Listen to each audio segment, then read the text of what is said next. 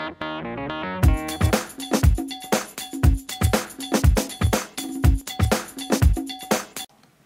this is Shockwave Aftershock bringing you a video review of Transformers Dark of the Moon Voyager class Shockwave. I started out with robot mode just for the fact he doesn't really have much of a vehicle mode, but we'll get to that part later.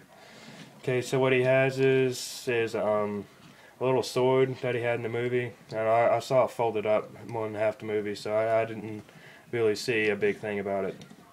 And here you have his cannon right here, and he does have a mech tech gimmick that all Voyager classes have with the locking in place. Just push it down and it locks in that tab there. You gotta give it a little bit of force, but that's what it looks like. He has a little Decepticon symbol right there on his gun. And if you want to do the little Transformers thing, we could, like, his arm looks like transformed into a gun, just kind of fold his hand up. But I think it looks terrible, so I just, leave his hand down, because that's what it was in the movie.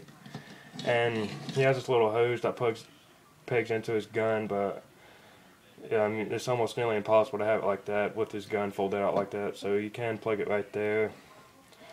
He does have a mech tech port right there if you want to attach like a little mech tech gun on it if you want to. I usually don't. You could remove the hose is removable. You could just set it aside if you want. And all the stuff is detachable, so you could just take the stuff off and you could just have like regular Shockwave.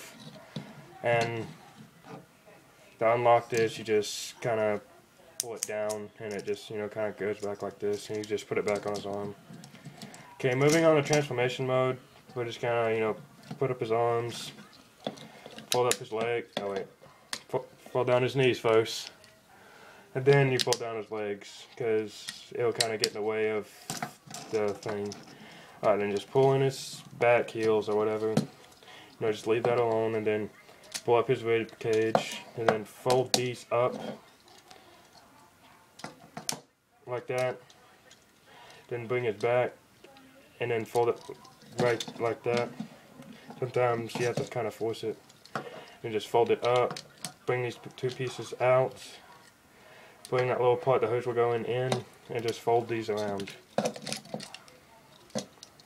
And just the rib cage will peg in to these little peg holes right here, and you just peg in the legs to the little shoulder points right here, and the part right there. You hear like a snap, and then you bring the thing back up, and then you're able to pretty much snap it all together.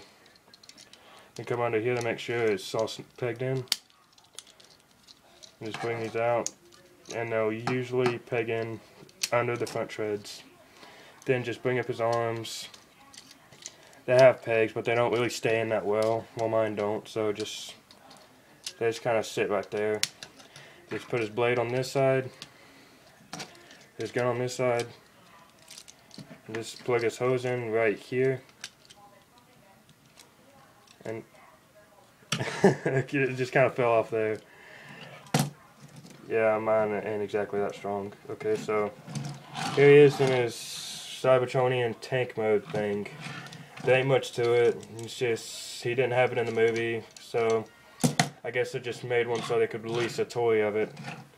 Okay, sadly, we didn't get a leader class of this figure that everybody was requesting. Nor did we get a leader class Megatron.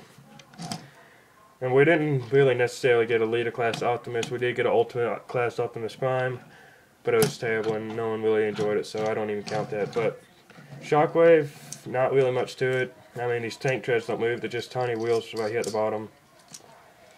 And these rolling wheels, not very movie accurate, I don't think, because he's supposed to be taller and bigger and riding around in a driller. But this is all we were able to get, so we can't ask for too much from Hasbro these days. So this is pretty much about it. And just Shockwave Aftershock bringing you a video review of my favorite Decepticon, Shockwave.